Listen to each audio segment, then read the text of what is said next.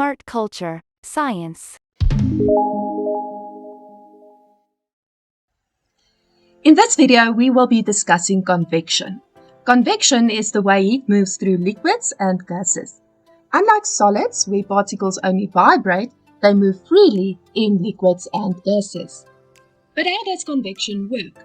When a liquid or gas is heated at the bottom, the particles at the bottom begin to move faster and spread out, taking up more space. As the warmer, less dense liquid or gas rises, the cooler, denser parts move down to take its place.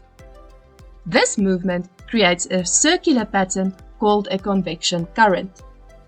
The convection current causes all of the liquid or gas to eventually become heated. What are some real-life examples of convection? We use convection to heat our rooms, to cook our food, and convection is also used to keep a hot air balloon in the air. And that's a wrap on today's fascinating journey through the world of knowledge. Don't forget to hit that subscribe button and join our ever-growing community of curious minds. We can't wait to embark on new educational adventures together.